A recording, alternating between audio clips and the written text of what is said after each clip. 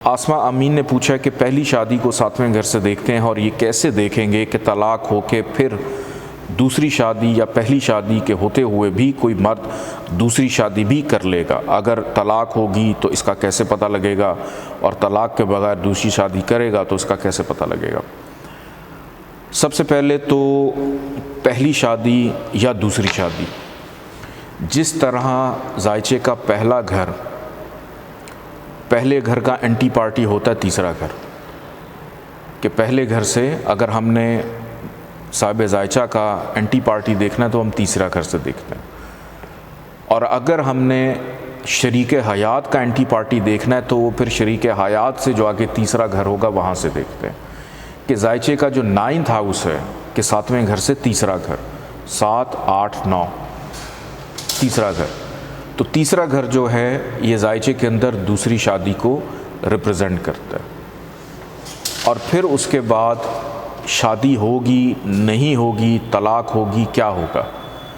اب یہ دیکھنا ضروری ہے کہ دونوں میاں بیوی کا نکاح کس ٹائم پہ ہوا،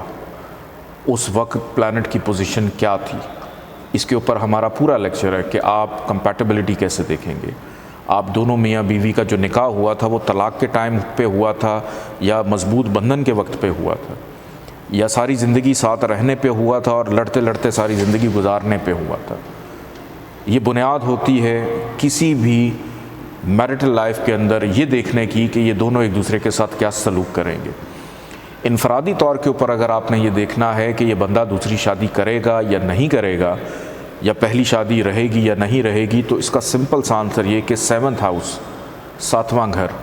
اگر 7ویں گھر کا لارڈ لیٹ سپوز 12واں گھر جدائی کا ہے، کہ وہ 12ویں گھر میں ہے تو ازدواجی زندگی میں ایشوز رہیں گے، جدائی ہو سکتی۔ اگر ذائچے کے کسی خراب گھر میں ہے، آج آپ لوگ پڑھیں گے، آپ لوگوں کی چیزیں اور کلیئر ہوں گی آپ لوگوں کے لیے۔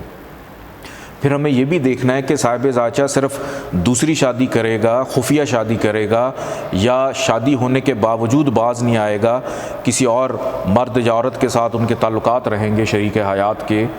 تو وہ بھی ہمیں دیکھنا ضروری ہے کہ دوسرا گھر نسل میں اضافے کا ہے، دوسرا گھر خفیہ شادی کا بھی ہے، کہ ایسی شادی جو ڈکلیئر نہ ہو۔ 9واں گھر اس شادی کا جو ڈکلیئر ہو جاتی ہے۔ 5واں گھر کہ شادی ہونے کے باوجود افیئر چلانا، ایکسٹرا میرٹل افیئرس،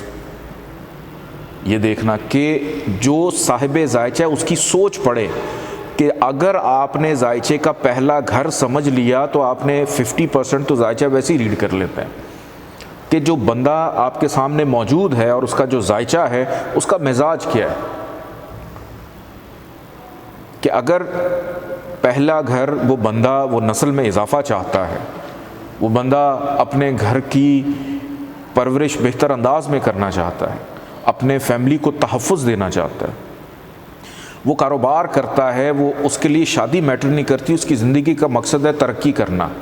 بہت سارے ایسے لوگ ہوتے ہیں کہ جو شادی اسی لیے کر لیتے ہیں چونکہ ایک رسم چلی ہوئی آ رہی، شادی کرنی، بچے ہونے، اس کے بعد آگے سلسلے چلنا ہے، کہ وہ شادی کر لیتا ہے لیکن اصل اس کا فوکس توجہ کام پہ ہوتی کہ میں محنت کرتا رہوں، محنتی ہوتے ہیں۔ اور کچھ لوگ شادی اس لیے کر لیتے ہیں کہ اور کچھ کرنا نہیں ہے، چلو یہ کر کے دیکھ لیتے ہیں، پھر آگے بچوں کی ذمہ داریاں، اولاد نہیں ہو رہی تو وجہ بن گئی شادی کی، کہ یہ دیکھنا بڑا ضروری ہے کہ آپ کسی کے بھی ذائچے میں آپ یہ نہیں کہہ سکتے جب تک آپ کے سامنے اس کا ذائچہ نہ ہو کہ یہ طلاق دے گا، لے گا، نہیں لے گا۔ ان چیزوں کو جب ہم آہستہ آہستہ ڈیکوڈ کرنا شروع کریں گے تو بہت ساری چیزیں آپ لوگ کے لیے ایزی ہو جائیں گی سمجھنا۔ کہ ابھی میں اس ایک سوال کا جواب کو بہت لمبی ایکسپلینیشن میں شاید آپ کو نہ دیں۔